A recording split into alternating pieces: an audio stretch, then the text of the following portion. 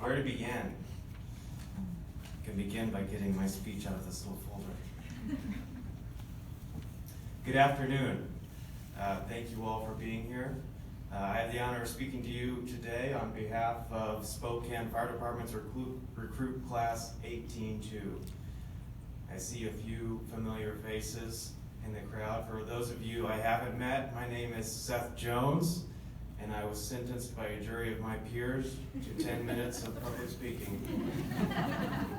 Just kidding. It's truly an honor to represent these fine individuals. It is an honor, and it's also a challenge to speak on behalf of a group, especially such an extraordinarily diverse group. Between the 9 of us, we come from Spokane, Colville, Kent, Montana, California. Gilmar came from Brazil. Learned English, got married, bought a house, and landed the best career in the city in 4 years. If that's not the American dream, wake me up. Our experience ranges from AMR here in the city to volunteering out in the districts to other paid departments, wildland. Sean was the sole EMT on a cruise ship.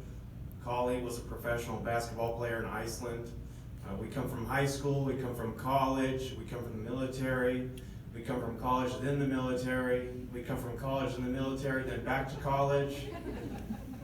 We're introverts, extroverts, readers, athletes, explorers, thinkers, doers, numbers people, word people, engine people, people, dog people, good people, bad people. Okay, so there's no bad people, but we're all very different people. And one of the things that our training captain, Captain Bruner, he actually mentioned the exact same event, said to us early on in the academy is that we're all hired because we brought something unique, and we each had a role to play in the class. It was not immediately apparent to me what those roles were, but even after the first week, I realized something very strange about this group, because I liked all of them. I genuinely like every single one of these people, your people, and there may be those of you in the audience who like everyone that you meet. My dog is that way. I don't share that blessing. So that was the first strange thing that I noticed. I even like Connor. What's even weirder than that is that they like me. We all like each other, and personality-wise, it's probably the most diverse group of friends that I've ever been a part of in my life. But why does that matter? We're starting a career of professional public servants, hired to perform critical, even life-saving tasks in adverse conditions. Our mission, our commitment to the people of Spokane must go on and will go on 24 hours a day, 365 days a year, 7 days a week, regardless of whether or not we like each other. We're about to get split into 4 shifts and spread across all the stations, and we will never again work together as closely as we have over the past 16 weeks. So why does it matter that we get along so well? Well, it matters because it says some things about who we are as a class, as individuals, and who we will be as firefighters. The first thing it says about us is that we don't judge each other. We don't care if you're straight, we don't care if you're collie, we don't care if you're a man, we don't care if you're collie, we don't care if you're white, we don't care if you're Kevin, we don't care if you're a citizen, we don't care if you're Gilmar, we don't care if you're Paul, we don't care if you're Connor. Red, blue, country, hip-hop, hunter, vegan, no matter who we are as individuals, we dignify each other as human beings by tastefully making fun of each other's flatulence. What we do is care about each other, whether it's helping Shampoo make a scavenger hunt to propose to his girlfriend, helping Nick get in shape on the weekends so he can keep up in the workouts, sharing study guides with each other. We've been there for each other since day one. Philippe stole my laundry after North Bend, and then he washed it. But I think the most remarkable part of this group, and a key part of why we get along so well, is their humility. I can't include myself in this section for obvious reasons. If we were all humble, there would be no one to brag about how humble we are. Don't get cocky about how humble you are, guys. They've made mistakes, I've also made mistakes, and we'll make plenty more. But in stressful situations, when things were going wrong, when mistakes were being made, They didn't point fingers. They didn't snap at each other, ever. It's weird, honestly. It's like if you had 9 kids and they just didn't bicker.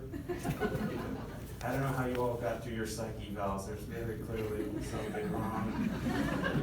It's almost like y'all are adults or something. Truly though, they are some of the most humble people I've ever met.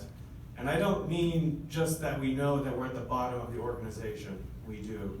Or that we know how much we have left to learn. So much. No, the definition of humility that I'm getting at is not about where you are on the totem pole at all. It's about caring more about the mission than your position. It's about caring more about the whole than the glory or the status of your role. If one of us is strong where another is weak, we keep our patience and we lift them up. Where one of us is weak where another is strong, we're grateful for the hand and hungry to improve. We're competitive people by nature, so it's not just the humility to know that if you're on top, someone helped you get there. And it's not just the humility to know that if you're at the bottom, you can take a hand and keep your dignity. It's the ability to set your self-worth aside from the competition entirely and to hitch it to a deeper attitude of service. 2 of the biggest reasons not to like someone is because you think you're better than them or you're afraid they're better than you.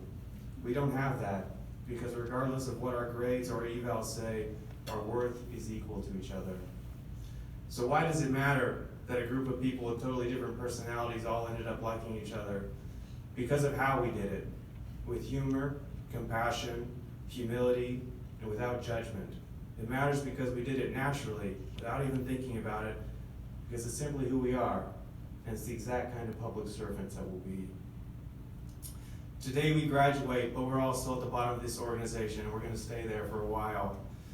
But I know everyone in this class has the attitude and work ethic to make it through probation. More than that, I trust they will stay humble even past probation as paramedics, drivers, lieutenants, captains, chiefs, mayors, governors. I don't see any of these people losing track of how lucky we are to walk the path we walk, how much we owe to those who have walked it before us, and our duty to those who will follow. So thank you to our friends, our family, our loved ones, all of you who have supported us through the last 16 stressful weeks and beyond, however you supported us. Whether you made us a meal, did our laundry, watched our dogs, or just talked to us at the end of a long week, whatever it is, we thank you. We could not have made it to where we are today without your love and support. And thank you to the cadre. Thank you for everything you taught us, from the nitty-gritty basics of how to start a chainsaw, how to start a fire engine, to the broad lessons on leadership and service. Thank you for your faith in us and the investment of your time and goodwill into our success. You set the bar, you set the tone on how we treat each other. Next week we go to the stations with your names in our backs, and we won't forget that. Also, thank you for playing water polo with us. A wise man once said, there are 3 types of people in a crisis. Those who lack the strength to save themselves, those who barely have the strength to save themselves, and those who have the strength to save themselves and others. Class 18-2 came here to be the latter. To the cadre, to our loved ones, the strength that you've given us in our yesterdays becomes the strength we offer our community in our tomorrows. To Class 18-2, thank you for the honor of speaking on your behalf. I offer you all these final words. Stay calm, be brave, watch for the signs.